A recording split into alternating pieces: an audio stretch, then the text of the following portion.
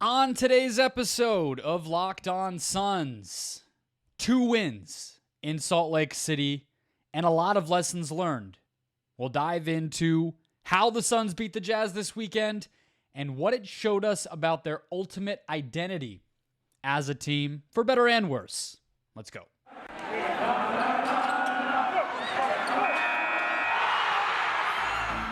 You are Locked On Suns, your daily Phoenix Suns podcast. Part of the Locked On Podcast Network, your team every day.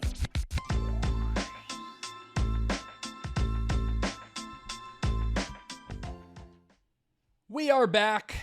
This is Locked On Phoenix Suns. We're part of the Locked On Podcast Network. I'm your host, Brendon Kleen, a credentialed media member covering the Suns for the past 7 seasons, a writer at Suns.com, and the host of the Just Basketball Show, wherever you get your podcasts. Thank you so much for making Locked On Suns your first listen to start your Monday. Happy Victory Monday. The Phoenix Suns winners of 3 straight basketball games. They are now over 500, and I appreciate you spending that celebratory day with me.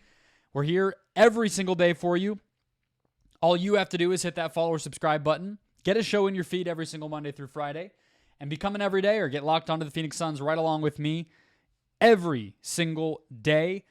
Bonus content, both on the Locked On Suns Insider text alerts, my TikTok channel, and another exclusive content form that I will tell you about later in the show. But let's just dive right in today.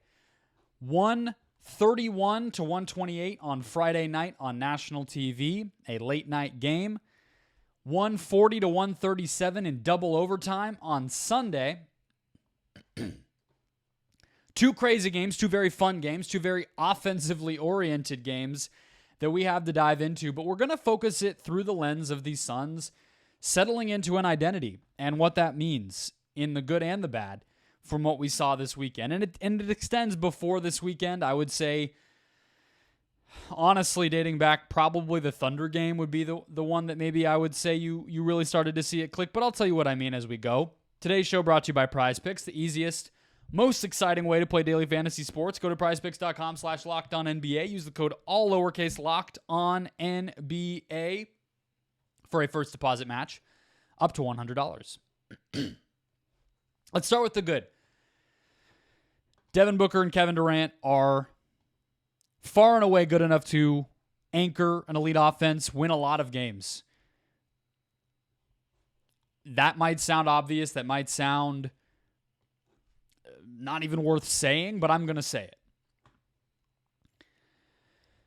A lot of things went through my head. I wish I had felt well enough to do a recap game Friday night, but I was dealing with the recovery from flu shot and whatever, a little bit of a cold all at one time, and so I did not do a show that night. I'm talking about them both at once, and I think that they go together, but I'll do my best to sift through.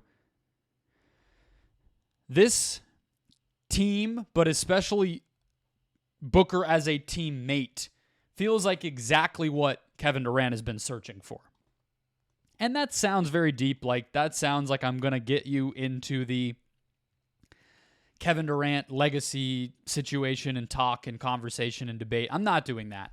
But when you just sort of look at what he's been pursuing in terms of context and situation at all of his stops, having a player like Booker, having a roster like this one that can play so free and be effective is basketball nirvana for Kevin Durant, is what it feels like. You know, of course he got there.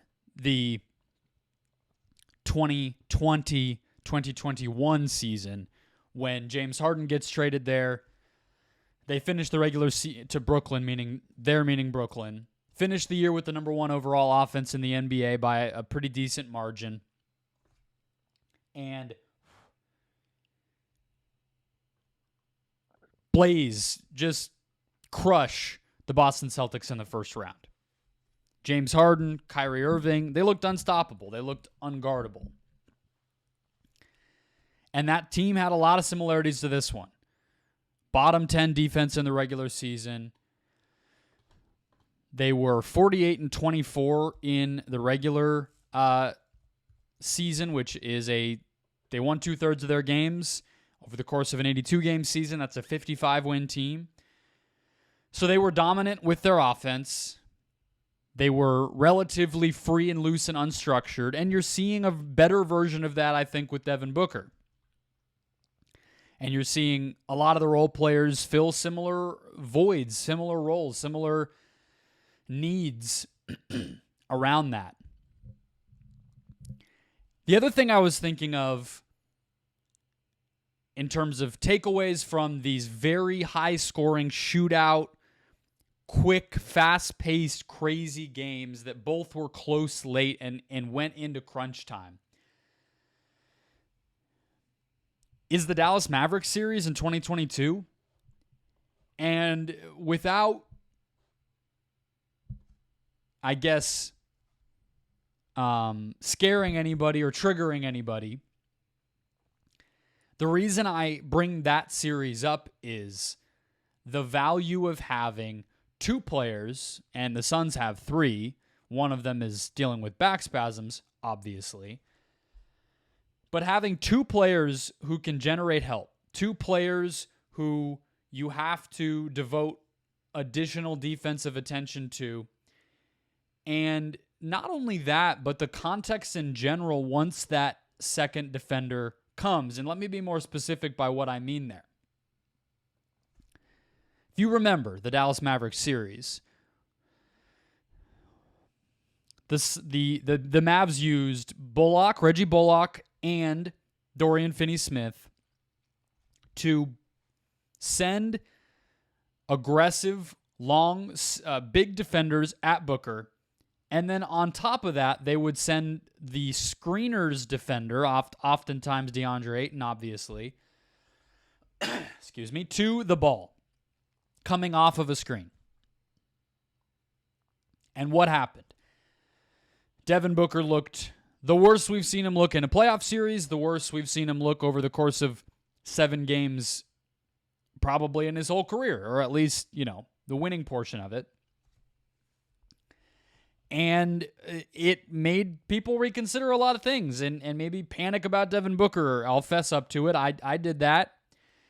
But now there's 2 of those guys, and 2 guys who can do it in different ways, right? You saw tonight that the Jazz were sending help at Durant in post-up situations more often. And what did he do?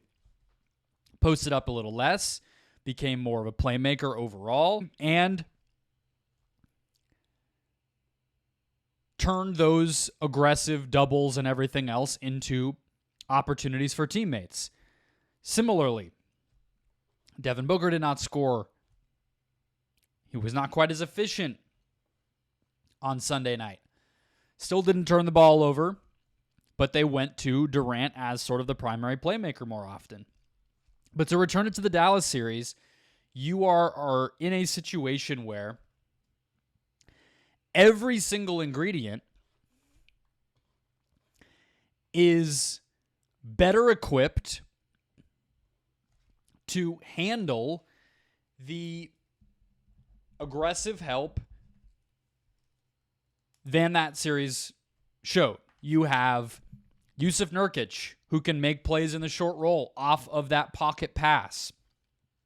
You have more willing and eager volume shooters spacing the floor. I mean, we think of Mikal Bridges and Jay Crowder as good passable shooters, but Grayson Allen, Eric Gordon, those guys are a different level there. And, of course, Kevin Durant, right?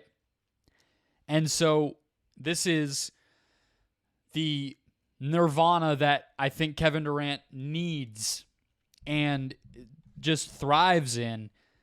Free-flowing, smart, spread out, quick decision, quick-paced basketball, coupled with a environment that limits the thing that is really the only thing we ever saw stop Devin Booker. And we saw examples of this all night, all of this doubleheader. Now, the Jazz don't have the defensive personnel to necessarily stop this machine that the Suns have put together, but sometimes you just need games like this that remind you as a viewer, but more importantly, the players themselves, what they're capable of. And what, again, the identity and the peak version of the offensive philosophies and energy of the team can be. And this doubleheader did that better than we've ever seen these two put it together.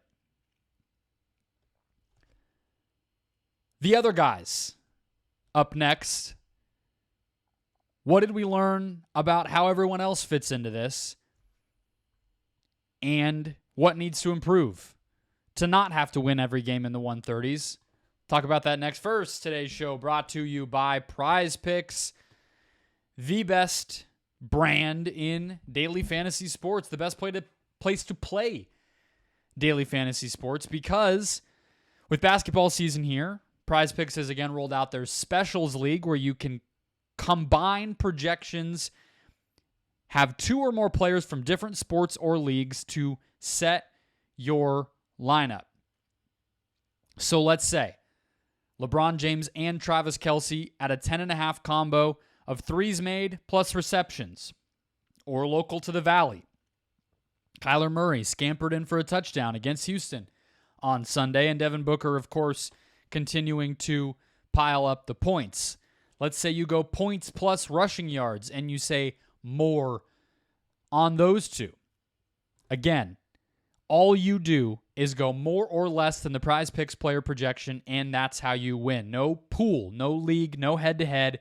It is just you versus those projections. They also offer quick withdrawals, easy gameplay, and an enormous selection of players and stat types to ensure you're getting the most bang for your buck. Go to prizepicks.com/LockedOnNBA. Use the code LockedOnNBA for a first deposit match at PrizePicks for up to $100. That's prizepicks.com/LockedOnNBA or promo code LockedOnNBA to get your money doubled up to $100 into your account to get kicked off.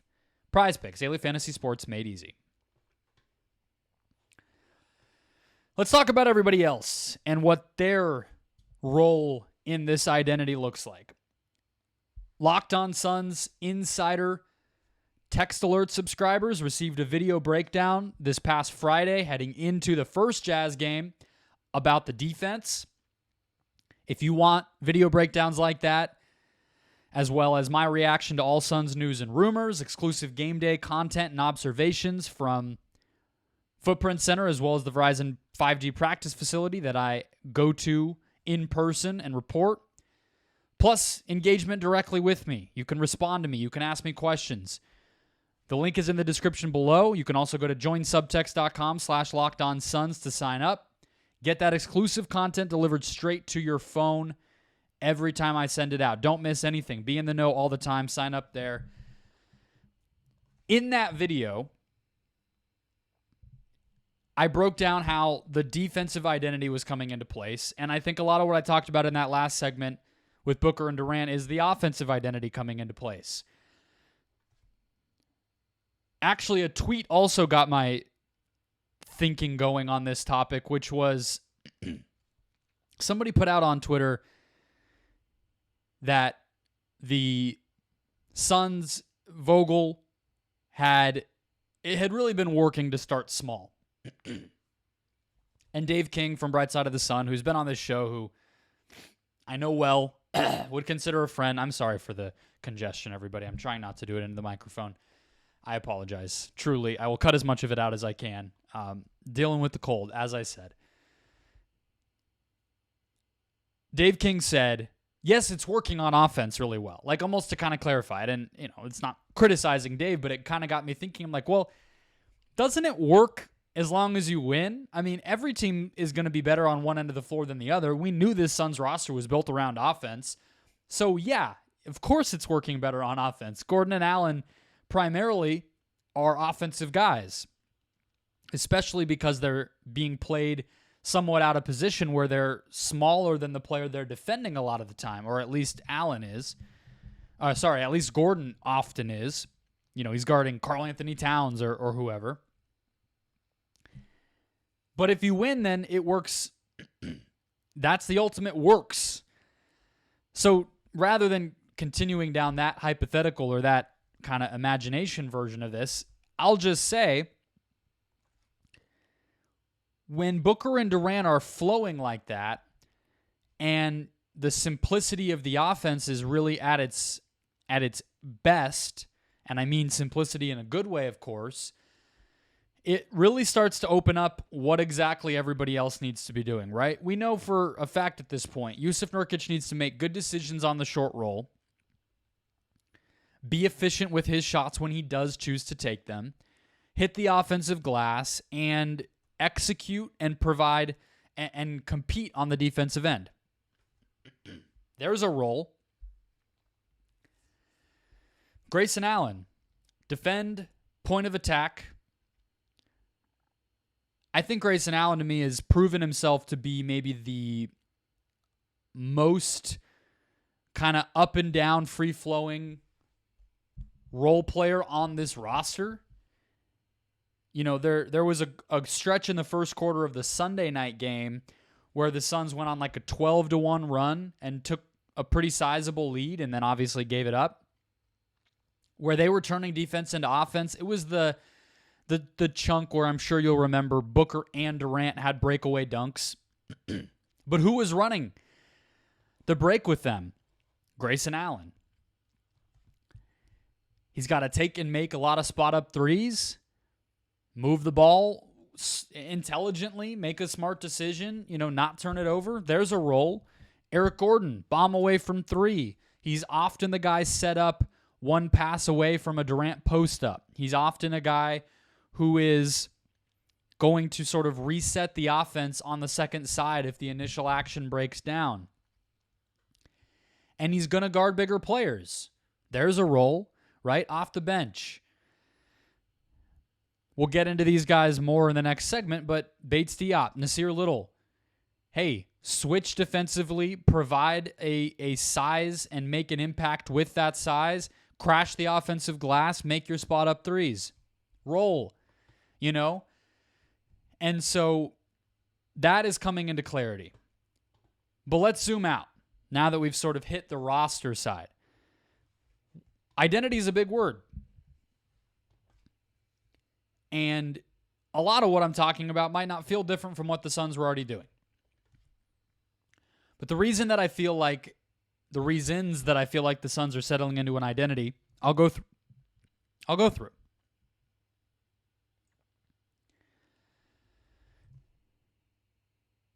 The first thing is size. And it's funny to say that after the Suns started small. But I think you are seeing that the most balanced form of this team at least involves some combination of the guys that I call the young forward in the last segment of this show when I talk about the young forward breakout watch. Bates Diop, Little, Okogie, Goodwin. All four of them are playing right now with Beal out, and on Sunday, Yuta Watanabe was out. And maybe that's not going to last. But they have to be out there. You saw Vogel ride down the stretch of the fourth quarter on Sunday into the first overtime, a smaller lineup. He did it a little bit on Friday as well with, I believe, both of Little and Bates Diop were on the court during all those small ball minutes. But you also see it with how the Suns are staggering Durant and Booker, right? When it's the Durant lineup, Goodwin is often out there, and Watanabe is often out there, and I believe the centers can change, but my memory serves me right. I would say that it's often, well, it's mostly a minutes thing, I guess. Both centers do play. And then when it's Booker, they're running more traditional pick and roll. So you're going to see, Eubanks be involved, Nurkic be involved, and more shooting out there. rather than just sort of run and gun, more of a straight bench unit. You might see Booker out there with Gordon and Allen and maybe, a Eubanks and then a bench forward. And so you see that importance because in the starting lineup, Durant's defense makes a big impact, right? He's the size. But what happens when he's doing more on offense or when he's not on the court, So that's the defense. We talked about the offense. Big picture, this is a team right now that is going to win games that are high scoring. That's how they're going to win. I'm not saying the defense cannot improve. I'm not saying the defense is even bad. But I believe after tonight, the defense it's down to 18th after this doubleheader in Utah. 18th. That's not going to cut it. Beal is not going to save the defense. They have some questions to be answered there. Because Lauri Markkanen hurt them when they switched their smaller players onto him tonight. Jordan Clarkson, at times, exposed the Suns' proclivity to foul, let's say, right? And John Collins, I would say, exposed the limitations of what Jusuf Nurkic can be on defense. There were times when, they went harder to Collins as a shooter on Sunday just to make Nurkic move and contest and close out. But they also went periodically throughout the weekend to Collins more as a lob threat. Somebody who could dunk over the top of Nurkic. A lot of different ways. I mean, they hit the offensive glass, even though theoretically the rebounding is something the Suns are good at. So, to put it in short, the Suns need answers on defense, even though lineup-wise, identity-wise, offensively, we're learning what they are and how they can be their best. The reality might just be right now that the best is not good enough on the defensive end and with the current personnel available. And we'll have to see if it gets good enough. To close out the show, I'm going to break down the young forwards in a little bit more depth, and we'll talk box score oddities. First, today's show brought to you by the FanDuel Sportsbook, America's #1 sportsbook and the official sportsbook of the Locked On Podcast Network. Right now, new customers get $150 in bonus bets with any winning $5 money line bet. That's right. $150 straight into your account if your team wins. If you've been thinking about joining FanDuel, now is the time. There's no better time to get in on the action. On top of those money line bets, there's tons of options, spreads, player props, over-unders, and more. I am looking at Monday night in the National Basketball Association. We have the Los Angeles Clippers at Victor Wembanyama and the Spurs. They are 9-point favorites. Can the Miami Heat get revenge on the Chicago Bulls in their own doubleheader? And can the Houston Rockets take advantage of the absence of Draymond Green? They are 7.5-point underdogs on the road in San Francisco. I like that one a lot. Visit FanDuel.com/LockedOn to get in on the action yourself. Put a money line bet down and get $150 back if it wins. FanDuel, official partner of the NFL. Alrighty, let's keep it rolling. Close out the show. If you like the show, which I would expect that you do if you're here, follow the Locked On Suns TikTok account for game day reaction videos and more. Also want to tell you quickly about another form of content we're going to be doing on the podcast feed. Audio exclusive. Coming up starting Tuesday. So if you're a YouTube viewer mostly, but you want game preview content, I'm going to be doing short 15 to 20 minute, 2-segment only audio previews of each Suns game. So when the Suns are on offense, when the Suns are on defense. That's going to be how the segments work out. Even quicker than a normal bite-sized episode of this show. In your feed every morning as a preview of the game, only on the audio feed. So go subscribe there. Listen to those. Going to be doing some audio exclusive content this year as well to reward those folks and get that feed going a little bit as well. Appreciate you guys tuning in on that side. Young forward breakout watch. So it was interesting this weekend to see Nasir Little get back into the rotation, and on Sunday not only get back into the rotation but play as much as Keita Bates-Diop, and early in the game even it seemed like he was trending toward more until the Suns downsized and ended up having both of them on the court quite a bit. I liked it. I think somebody like Sexton, somebody like Talen Horton-Tucker, Jordan Clarkson, those are guys, guards, scoring guards with at least some size and athleticism and physicality to their game where you want a bigger player on them.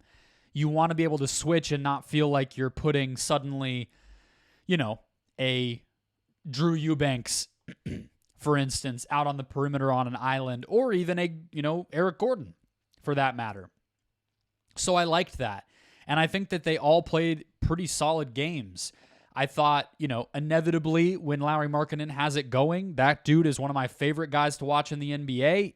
Obviously not when he's making life hell for the Suns, but he's just legit, dude. Like, he is one of those guys that throwback power forward. It's Chris Bosh, it's Dirk Nowitzki. It is just those skilled big guys, and the Suns were right to try to match that with obviously Keita Bates-Diop late in that Friday night game. Blocking Markkanen was a big play, but you saw so much of this doubleheader revolved around the Suns trying to get Markkanen to have to defend their best players, and then Markkanen trying to get mismatches onto the Suns' smaller players, and often that was Devin Booker. And the team that overcame that the best, I think, won. And the Suns being able to win a game in which Markkanen had 38 and 17 is really big. And I think at times that started with having the size to challenge him. And yes, the fouls will come, but that's just part of it. So I thought on the whole, this was a great performance from those players. Keita Bates-Diop had, in the 2 games, he played a combined 43 minutes, not much. He had 3 steals and 5 blocks. Just outrageous stuff. I also think all of these guys, you're starting to see, I guess I could have said this in the identity portion, a lot of them, not just Okogie, are being asked to crash the offensive glass. Now, with Okogie, it's often sort of coming in from the corner, and he's very clever with the timing and the sort of angling of all of it. But you see a lot of them also rising to around the free throw line area for those longer rebounds, being ready for those, and they've gotten some extra possessions doing that. And of course, these guys are going to have to make their threes. Little came in, made one right away. That was great to see. We've seen Bates-Diop make his before, even if on the season his numbers might not be great and he's not the most aggressive shooter.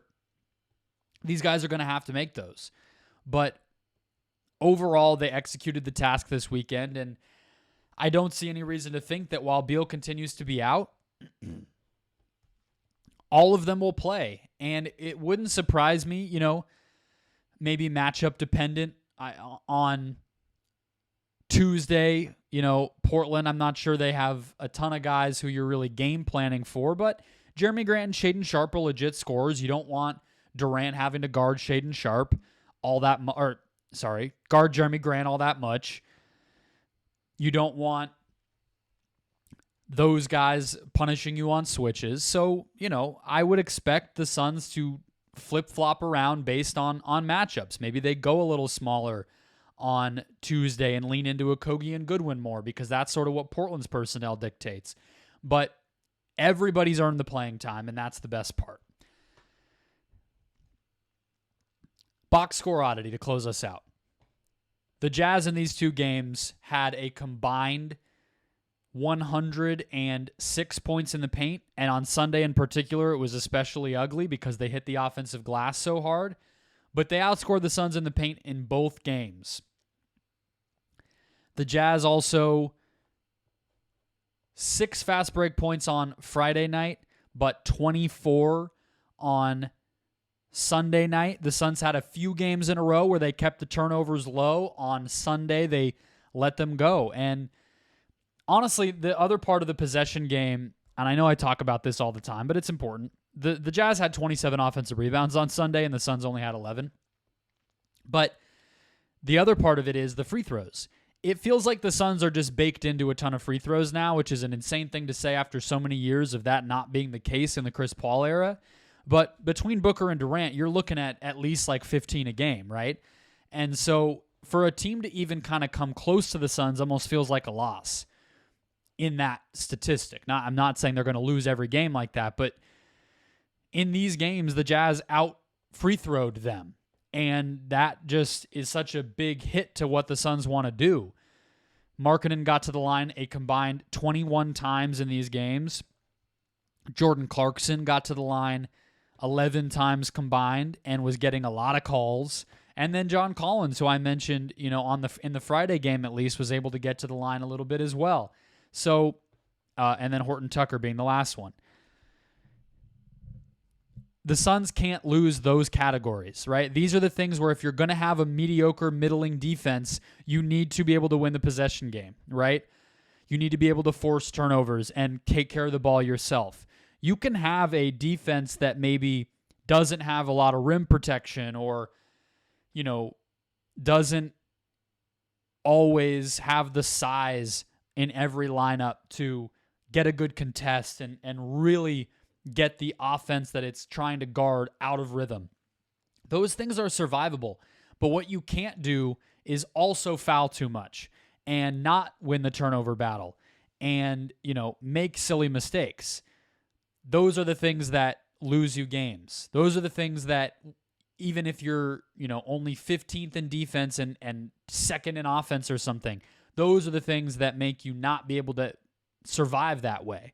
And so it is worth keeping an eye on, even though the margin for error for Phoenix is bigger now, right? They lost all those categories. They still won. But even with that said, long-term, big picture, championship, pedigree, minded, those things matter. And so I wanted to highlight them today. That'll wrap us up. Fun games, either way, even with some struggles, even with some silliness, some Jazz. The two shots, I should have said this earlier maybe, but the two shots that the Jazz made to send it into overtime and then to send it into second overtime, just the most fluky plays, and both of them go Utah's way. Feels crazy. Jordan Clarkson getting all kind of calls, and the challenge, I guess, ends up being the karma for Phoenix, but that will wrap us up. Locked On Suns Insiders, TikTok, audio only. Go sign up for all of it to get that extra content. I'm going to sign off now before the cough just completely takes over my body. I'll talk to you guys all tomorrow.